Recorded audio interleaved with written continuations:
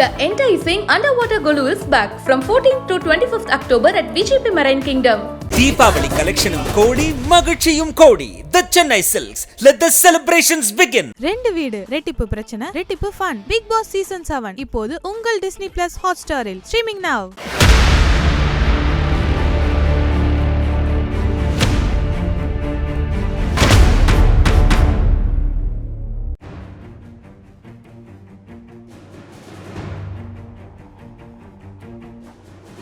இந்த பூமியில் ஒரு நாடு அழிக்கப்பட வேண்டும் என்று அதிகமானவர்கள் விரும்புகின்றார்கள் என்றால் அது இஸ்ரேல் மாத்திரம்தான்.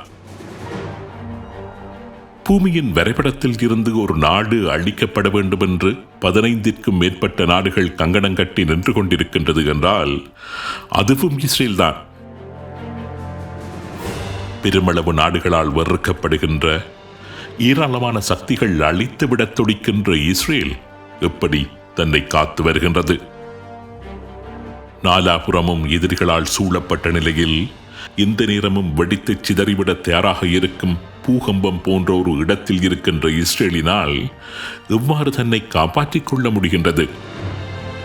துண்டு துண்டாக சிதறடித்து விடக்கூடிய மிகப்பெரிய அச்சுறுத்தல் இஸ்ரேலை சூழ்ந்துள்ள இன்றைய காலகட்டத்திலும் கூட இஸ்ரேல் தன்னை காத்துக்கொள்ள முன்னகர்த்துகின்ற முக்கியமான தந்திரோபாயம் என்ன? இஸ்ரேலின் பலம் என்ன, பலவீனம் என்ன? இஸ்ரேலின் பொருளாதாரம், இஸ்ரேலியர்களின் புத்திசாலித்தனம், இஸ்ரேலியர்களின் அதிகுச்ச தொழில்நுட்பம், அவர்கள் வசமுள்ள நவீன ஆயுதங்கள், இவை அனைத்தையும் கடந்து இஸ்ரேலுக்கு என்றைக்கும் இருக்கின்ற அமெரிக்காவின் ஆசீர்வாதம், இப்படி இஸ்ரேலின் பலம் என்று பல விடயங்களை கூறினாலும் அதனது எதிரிகளிடம் இருந்து இஸ்ரேலை காப்பாற்றி வருகின்ற பிரதான காரணி என்னவென்றால் இஸ்ரேலின் இராணுவ செயற்பாட்டில் இருக்கின்ற ஒரு வாக்கியம்தான். இஸ்ரேலின் வரலாற்றில் இதுவரை பயன்படுத்தப்படாத வாக்கியம் அது. அந்த வாக்கியம் தி சாம்சன் ஆப்ஷன்.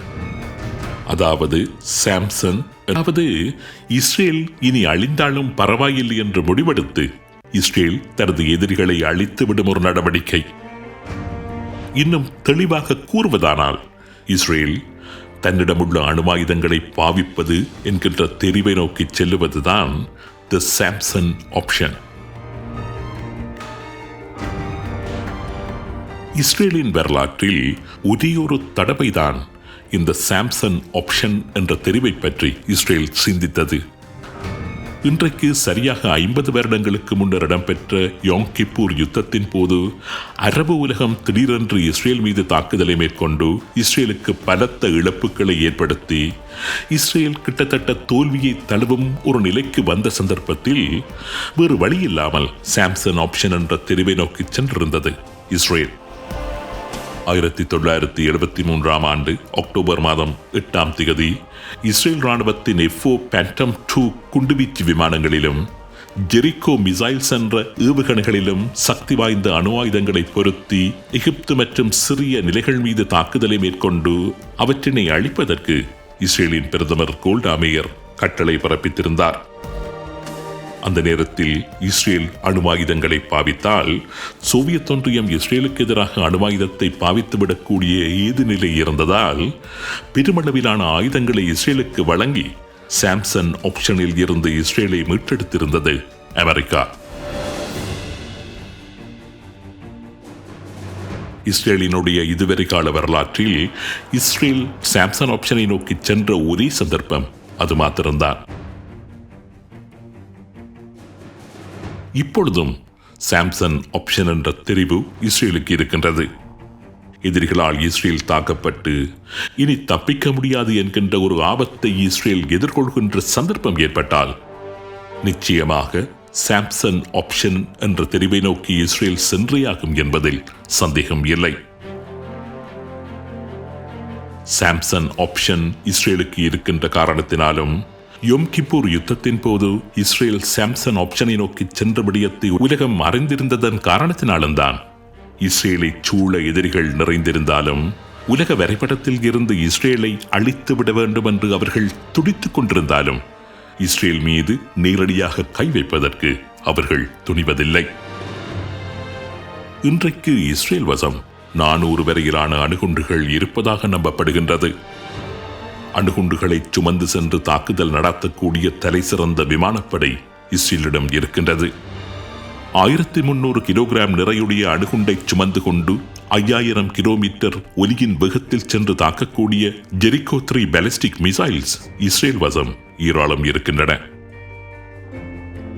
யூத விரோதம் நாடி நரம்புகளில் எல்லாம் கலந்திருந்தாலும் கூட பலஸ்தீன மக்களுக்கு தீங்கிழைக்கின்ற இஸ்ரேலை முற்றாகவே அழித்தொழித்து விட வேண்டும் என்ற அளவுக்கடங்காத வெறி இருந்தாலும் கூட இஸ்ரேல் என்ற சிறிய தேசத்தின் மீது எந்த ஒரு நாடும் படையெடுக்க தயங்குவதற்கு இஸ்ரேலின் சாம்சன் ஆப்ஷன் பற்றிய பயம்தான் பிரதான காரணம். அமெரிக்காவும் சரி, பிரித்தானியாவும் சரி, அவசரமாக தனது கடற்படை பிரிவுகளையும் யுத்த விமானங்களையும் இஸ்ரேலுக்கு பாதுகாப்பாக அனுப்பி வைப்பதற்கும் கூட இஸ்ரேல் சாம்சன் ஆப்ஷன் தெரிவை நோக்கி சென்றுவிடக் கூடாது என்பதுதான் முக்கிய காரணம்.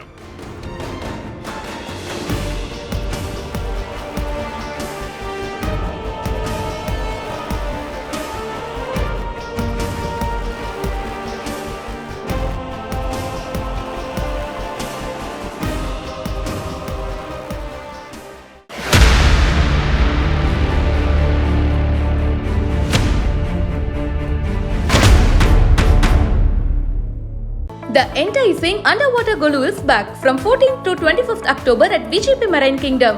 தீபாவளி கலெக்ஷனும் கோடி மகிழ்ச்சியும் கோடி. The Chennai Silks. Let the celebrations begin. 2 வீடு ரெட்டிப்பு பிரச்சனை ரெட்டிப்பு ஃபன். பிக் பாஸ் சீசன் 7 இப்போது உங்கள் டிஸ்னி பிளஸ் ஹாட்ஸ்டாரில் ஸ்ட்ரீமிங் now.